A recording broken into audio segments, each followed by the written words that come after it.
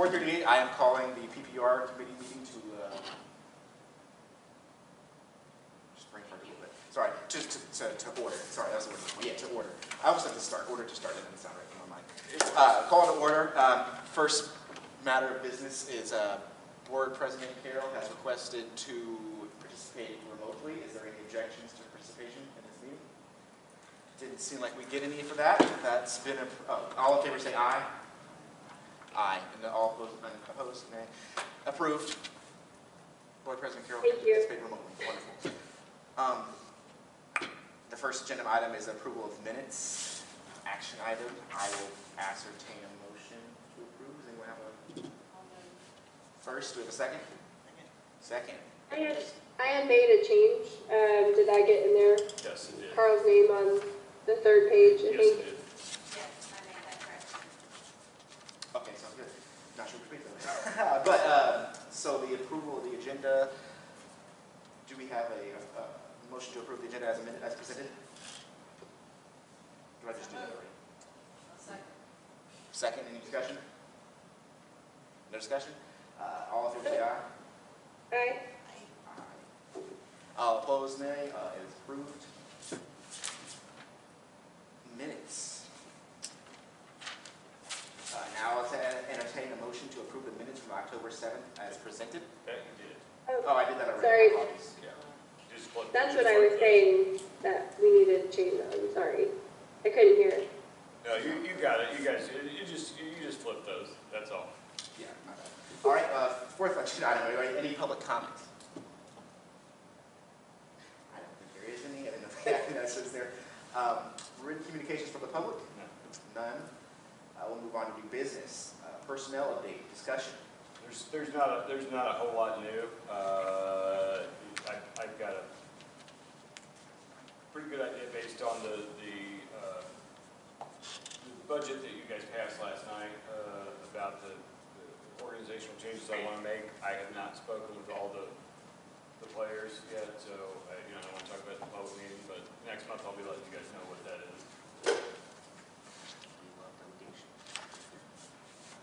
Is that all for personnel updates? That's it. All right, wonderful. Moving on to other discussion. Is there any other discussion under new business? Seeing none, we'll move on to old business. Diversity, equity, and inclusion conversation, discussion, I should say. Yeah, I mean, I don't know that from this committee standpoint, there's much less to talk about. And as far as the finance, I think the whole board can take care of that next 2 weeks from today. I did budget for it, so regardless of what you guys choose, we've got the money. Chris, our attorney, emailed me today that he expects to have the contract review done no later than Monday. He will call me and we can discuss any anomalies or concerns that he might have.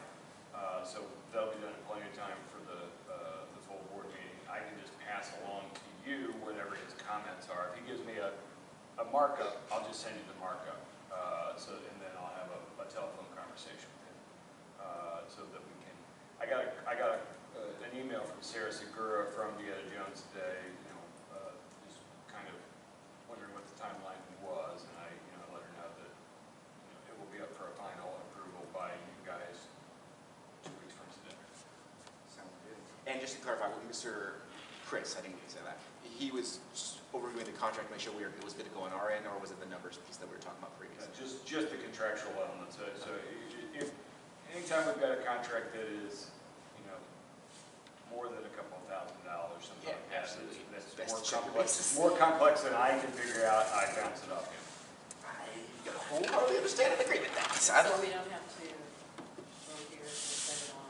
I mean, you guys can talk. I mean, if there's any other aspect that you guys want to talk about, that's up to you. What I put it on there was simply as a placeholder in case you did, and to update you on what's happened since then, since we last talked. So you're going to, pending approval of contract by Chris, you're going to suggest a full board meeting. You're going to ask for a motion to. Finance first. No, I don't anticipate we're going to have a finance meeting because we had a special finance meeting earlier this week. So we, and they sort of in principle agreed that we have enough money left in the budget to pay. If you guys choose to pass it, we've got enough money to make the down payment this year, left in this year's budget. And I budgeted for the rest of the cost of Indiana Jones for the next year. And that budget was with the budget you guys passed. So we're good no matter what you decide. And but I expect it to be up for a final decision in front of the full board 2 weeks from today. I would like just to comment on that, and I know I've said this before, but I think that's an outrageous amount of money, personally. However, I'm new to the program, so, and I know you guys have been way more involved and for much longer. She was a lot less expensive, was she not, than others that we looked at? Well, Carl and Samantha could answer that better than me. The three finalists were Chrysalis, Chrysalis, and Indiana Jones, and I can never remember that. Christina, Chrysalis, and Indiana Jones. Yeah, Christina Fuller, Yes, that's who it was. Chrysalis, and Indiana Jones. And Christina wasn't available until January. maybe in February or March, she said. It might be as late as February, March. And she was, if I recall, less expensive, but there was less deliverables to, I mean, it was a couple of trainings. And that was, I hesitate to say without front of me, 20,000-ish? Does that sound right? And I cannot remember what Chrysalis's price was. That didn't seem. It was about 30.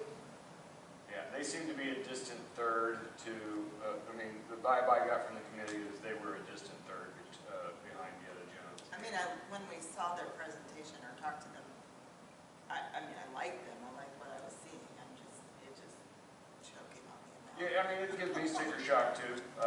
It's a, you know, but, you know, I'm prepared. I've got the money budgeted, and whatever this board decides is what we're going to do. We've got, we've been talking about this for 2 years. Yeah. I was there for 2 years, so I'll tell you. Yeah, but it's, well, so in February it'll be 2 years that we formed a committee, and we said, we're waiting for, for advice that keeps popping, that's not really the word, recommendations from the committee. And it was reflected, the initial formation of the committee was a reflection of, so one of the pieces of our strategic plan was to, and it was under create a welcoming environment. It was increase the diversity of boards, volunteers, and staff. We've done that with our board. We've increased the diversity of the board, not staff. Matter of fact, I think we've gone a little backwards since then, and not volunteers. And it was suggested in this committee meeting about 2 years ago that maybe hoping isn't enough.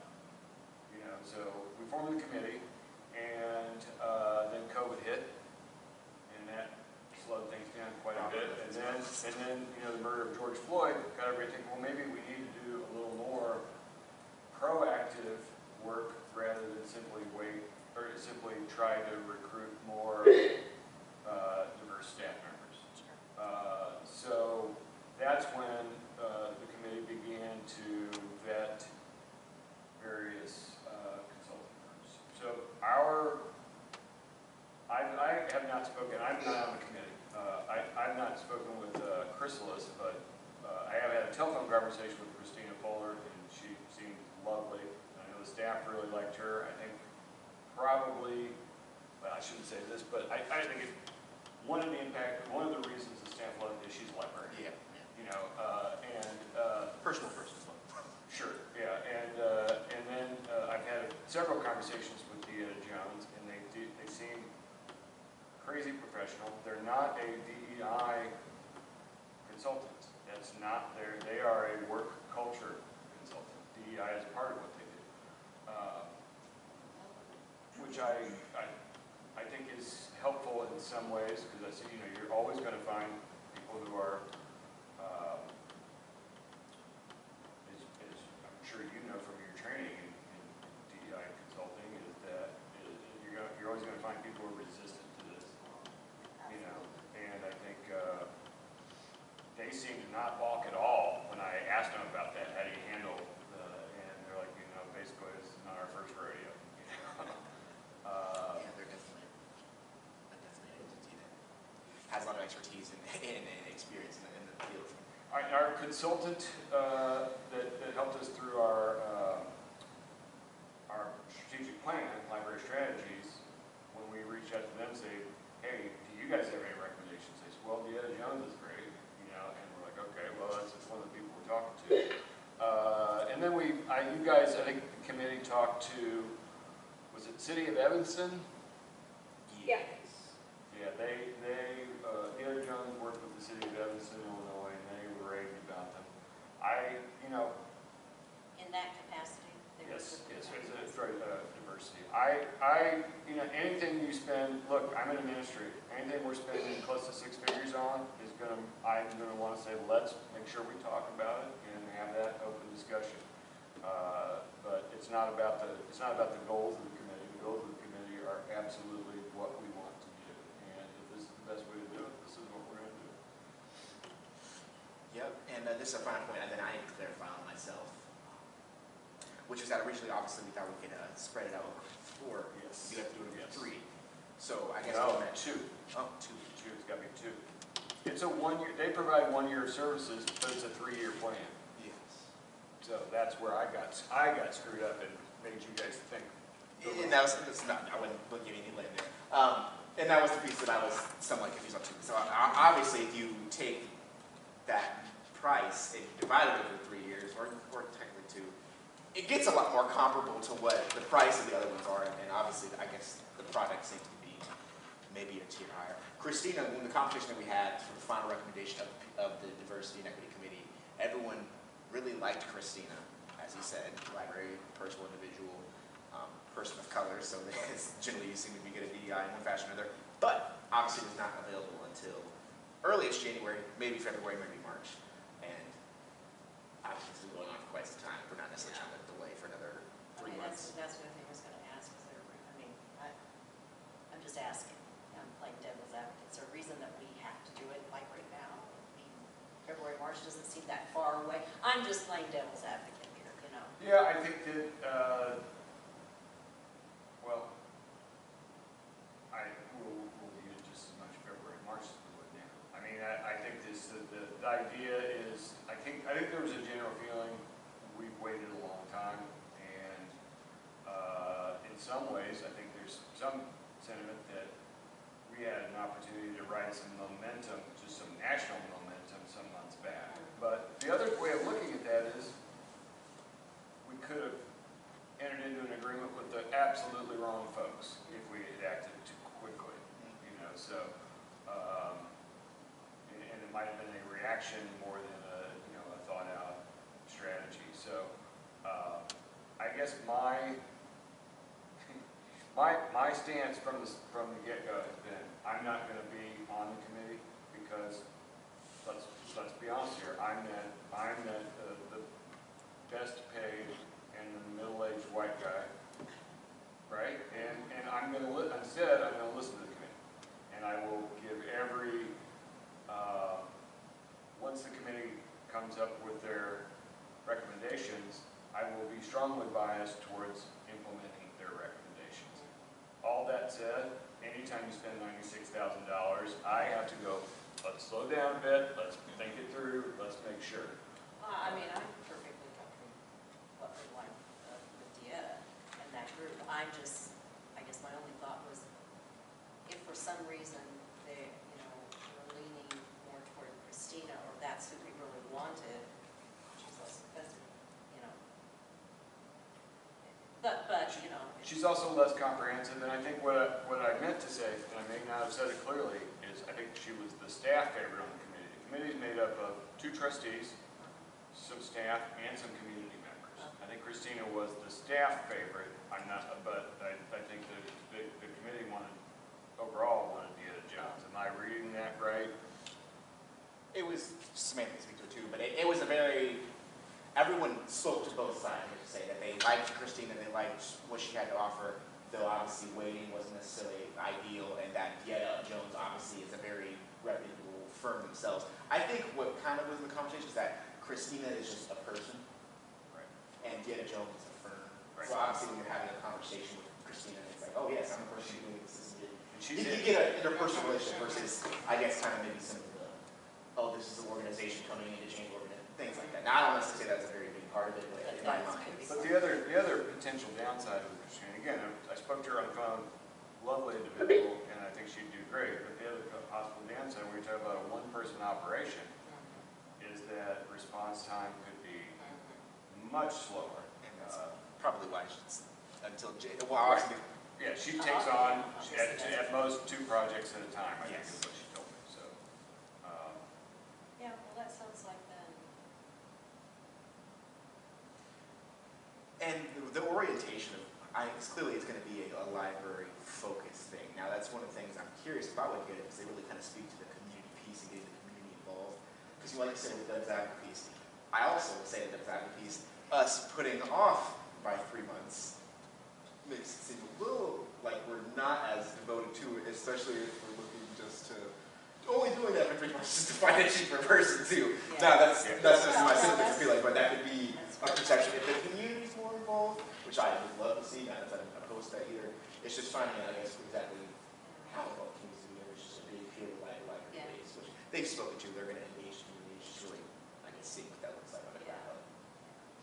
Yeah, so we're looking, I mean, if I understand, there's a few pieces. They do an assessment of the environment and the organization.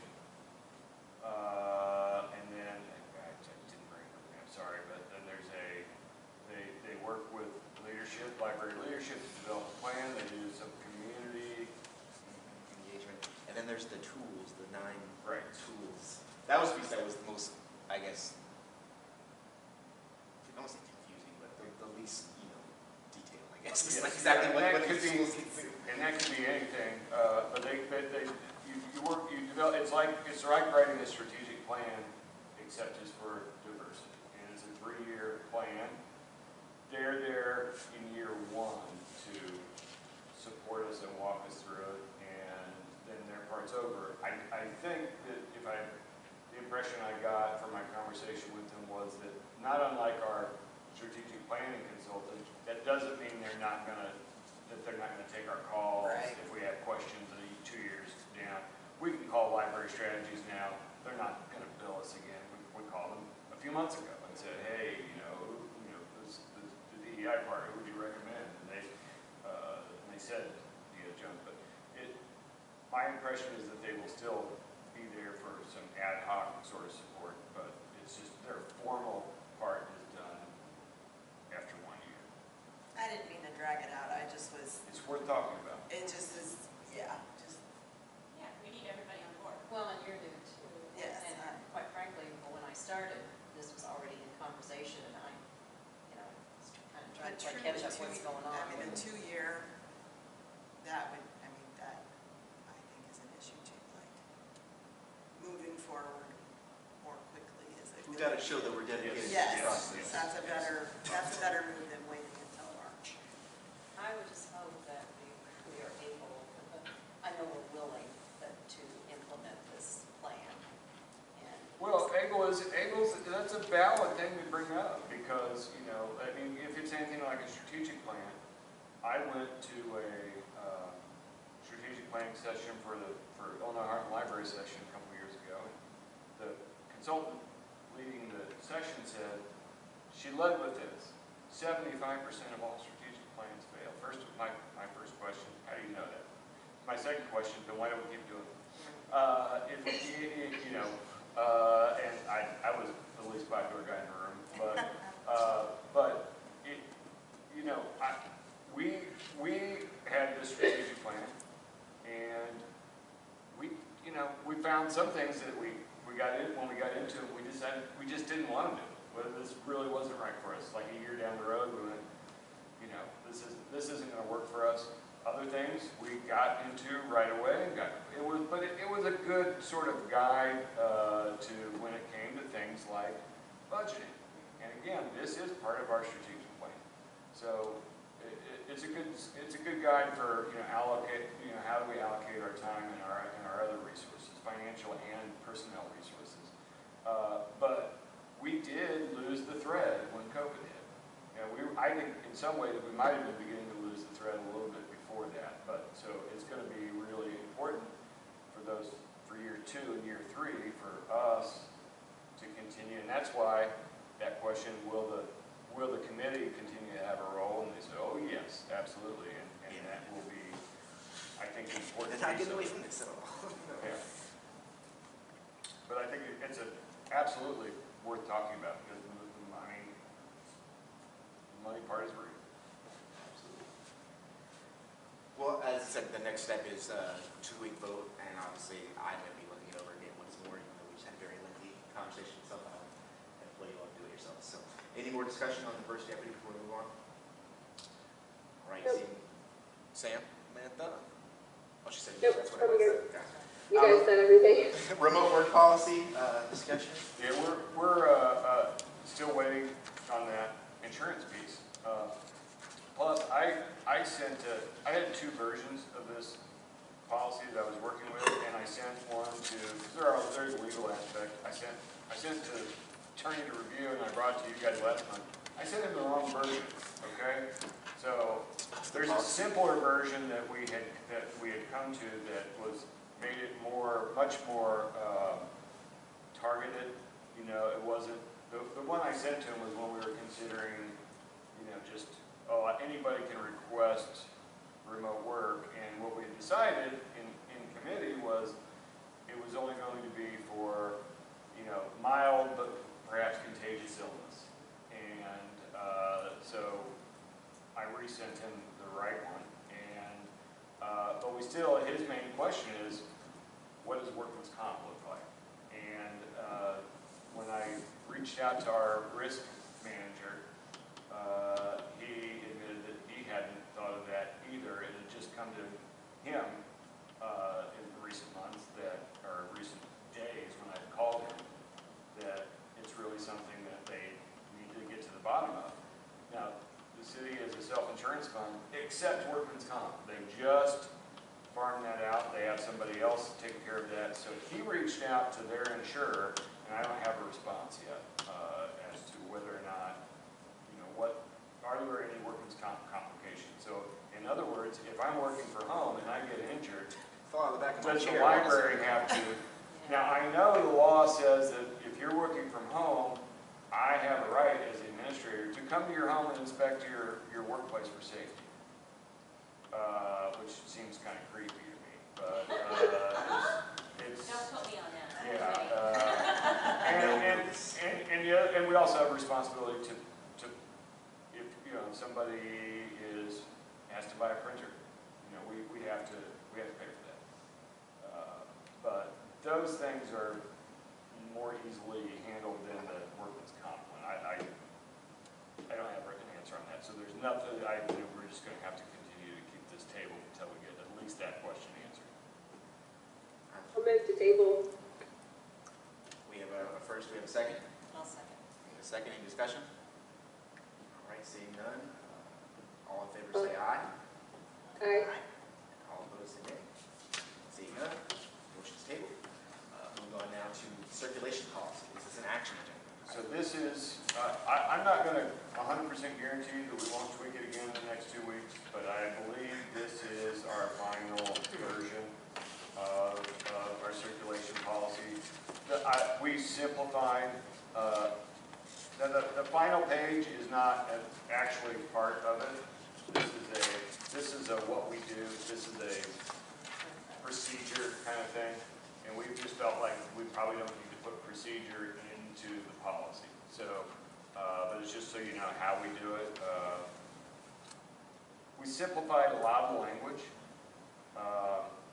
and we changed some things. So the substantive things that are changed are cards for children, okay? our recommendation is that we follow the American Library Association's recommendation and put no restrictions on any library card holder, period. That we make it clear, there's some goofy language maybe you guys can help me wordsmith here, but we want to make it clear to parents that the Decatur Public Library does not decide what your child can or cannot read, view, or listen to. You are the person, you parent or caregiver are the person in charge of that, not us. So the language that I need some help. So I wanted to make that portion of it take effect on January 1 so that we would have time to communicate with families. So about under Cards for Children, about midway through that first paragraph, this is a very awkward sentence that I could use some help with. As of January 1, 2022, the library will not restrict access to any materials by children. And that, Yeah, because it doesn't make sense. the way something's that wrong there. it's written. I have notes, I have comments, so that was one of mine. So I'm open to, I mean, well, first of all, So- of course, the substance of it is you guys' decision. This is library administration leadership team recommendation, but. No, I think the substance is great. I do have some questions and some, maybe just some examples if you can give me for different things. But for that one, my suggested language, because we need to capitalize library. So the library will not restrict access to children for any materials. I've got a better idea. Can you, if we just strike everything after 2022, Yeah. that whole sentence, and then it continues with small case Responsible. our That's exactly responsibility. what I was gonna say, yeah. There you go. It's redundant, kind of. Well, because, yeah, it is redundant.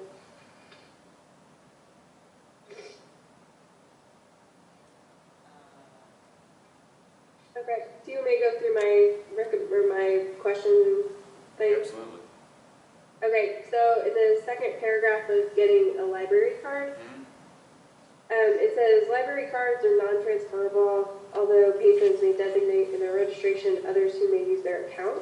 Yes. I'm just curious, like, what kind of I'll give you, situation that would be? you know Gary Davis used to be on the board? You might not know him.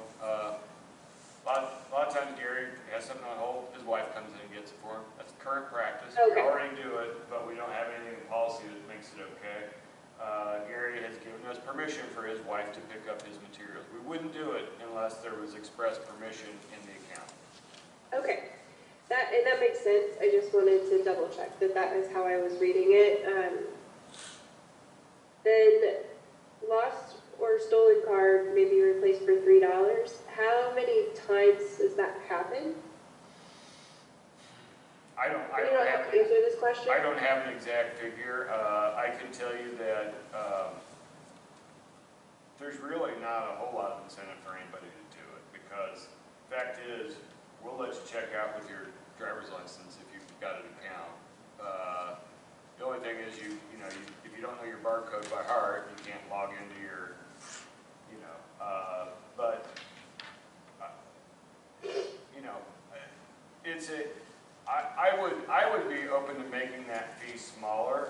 That's a little more than cost recovery. I think there has to be a little bit of sting, but What is the cost recovery, like $1? I think $1 would more than do it. $1.50? Well, because I'm like, if you've lost or stole, had your card stolen, like, first of all, that's already stinging, like, Sure. because you've probably lost more than just your library card. Sure. And, That's true. like, is it hindering other people who may not have $1, may not have $3, and they want to check some, Well, I don't no, because we will accept any form of ID. That's what I'm saying is, it doesn't keep you from checking out materials. If you've lost your card, you can continue to check out materials. But Yeah, it does. But if you don't know your barcode, you can't log into your account. So that could be a problem. I'm completely fine with getting rid of this. Any fee for a patron makes me a little queasy because it's a public library. But If it was like a lot of dollars, like if we were spending like way too much, I would consider, it's not. putting it back in. I think the issue probably in the past has been, it's a handful of patrons who this will happen to again and again and again and again and again. But I doubt that this probably fixes that. I think it's still, Yeah. and I literally, I'm talking about a few people who can keep losing that card and come in every 2 months and say, oh, I'm sorry, I lost my card. That's probably the intent more than even cost recovery, because that, even a dollar more than, they're not a dollar piece. They don't cost us a dollar piece. Yeah. I mean, So go ahead. I guess maybe like find out, how big of an issue is it, and then maybe we can just strike it. We at don't the full board. even track that. We don't tease that. I don't think we do. I'll double check, but I don't think we tease that particular. It's just under fees. So that could be you lost your book. It could be you lost. You brought your book back chewed up by your dog, like happened to me. Or it could be that you lost your. We just have a daily total of that, not how many $3 fees. I don't think it's been tracked. Maybe Maybe just ask around then. Because I don't want to spend too much more time on this specific thing, but if we don't really need it, if it's not like a really big issue, then I don't think we If you need take it out of here, there will be no way you'll notice on the budget. Okay? I will give you my personal guarantee. I will give you my personal guarantee it will have no impact on our budget. Okay. Next thing is in cards for children. So the word provisos, I was just like, can you just say cards for adults, like lay above? Because I don't really, provisos is a little bit too fancy of a word. And then put parent or legal guardian accepts responsibility. And I mean, that might be even more redundant. Well, Or, yeah. okay, so responsibility for the selections, but then there's also a responsibility for charges or lost damage or damaged items. Correct. So it's in there again. Yeah, and it wasn't in there twice. I added it twice because I really wanted to hammer that on it because this is a new thing, and I wanted to say, hey, this goes into effect January 1, 2022. This whole section can be rewritten to just say, here's what it, as of January 1, 2022, here's what we're going to do. I mean, it's simple enough, but when it was handed to me, there was no effective date on it, and I wanted to make sure we had some lead time so that we could communicate the change to families. Yeah, I think that's great. I just don't want to have like 2 sentences right in a row that say the exact same thing. But I think, maybe like next year we can change it to, remove that language, the January, well, we might want to keep it, but maybe we just switch the sentences so that it's not primary. Does conditions instead of provisos work, or restrictions, or, is it just that word, or is it that it's? No, so like what it's basically saying is, as long as there's an adult who has a card, then then a card will be issued to children. So we're agreed on the substance of it. Could you send me your recommended language changes, and then we could bring those to if everybody's comfortable with the substance, rather than trying to wordsmith it with my ears, which I'm not so good at. I know. I almost sent it to you. Like, Yeah, and I'm afraid I'm responsible for most of the redundancy here. I just felt like we really needed to lean into that point and make it. But what I really wanted to add was the date, and I could have just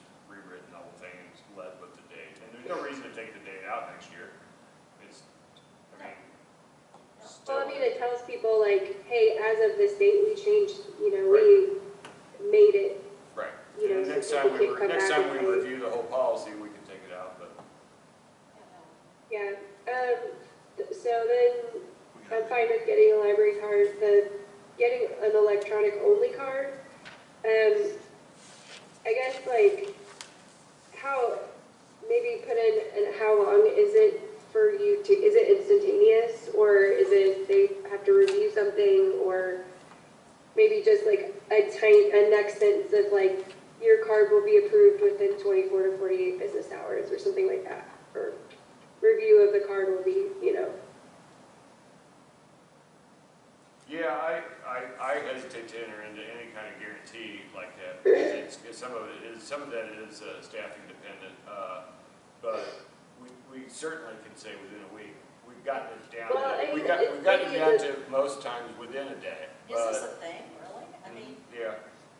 and maybe going it to the doesn't need to trouble be of in, getting an e-card, why aren't we just getting? Well, during COVID, some people just didn't want to come in, but the e-card got them access to Hoopla and Canopy and all the stuff that they don't have to walk into the library for. And it's actually been pretty darn popular. And, you can come in and once you've done that, fairly quickly get your full library card. But this is a way if there are people who didn't want to come into the library at all. And there are, so then, it's also an outreach thing for, we talked about last night, we're not doing much of. This is for, people who maybe they can't get out for one reason or another. They don't have the transportation, but if they've got an internet connection, they can get access to our e-resources. Clarification, So this is our current policy. that's totally fine. We probably don't need it in the policy, but as long as it's maybe on the website, like how long somebody should have to wait, then that's kind of what I was just thinking more of a customer service type issue, like. Let me see what it does say on the website. I'm not sure off the top of my head. It was we just clarified that language a lot because it was pretty confusing. Yeah. So that's fine. It doesn't need to be in here as long as like customers are, like our patrons are aware of how long it's going to take when they sign up for it. I think that's fine. And then the last thing I had a question on is the temporary card allows patrons to check out 5 print items and use library computers and databases. Does it also allow them like e-content too if they do have access to a phone or a tablet or something like that? Yes, it does. So that should be. Okay. Yeah, it would do that. Okay. Yeah, So- we're only restricting, what we've kind of been burned on in the past to, if somebody's just passing through, check out 40 books and 5 DVDs and take it with you. So the restriction is on the amount of physical materials. We do tell people that they can begin accessing the ebook collection. Your address must be in 1 to 5 days. You'll receive a follow-up postcard to verify your address. But we've actually we've started giving people temporary access much more quickly than that, and then we confirm it once their address is confirmed with the postcard. That's on Okay. That's on the e-card. Yeah. That's all I had. So I can send that language. I don't know if anybody else has anything else. And I also wanted to point out that we did put in there that, because I feel like we kind of had to, even though I don't think it's going to affect us at all. I mean, there's a new law in effect. It's not that new. The kids get a library card. Non-resident children that are under the poverty level, non-resident children under poverty level do not have to pay. Non-residents in Illinois, if you're not in a taxed public library area, you go to the nearest public library and you pay. You guys set that rate every year, a rate that's based on a formula that is kind of the median, what what the median homeowner in Decatur would have paid in taxes. The General Assembly decided a couple years ago two things, one of which made sense to me, one of which didn't, that children under the poverty level that are not in a served area, they do not, there's no charge for them.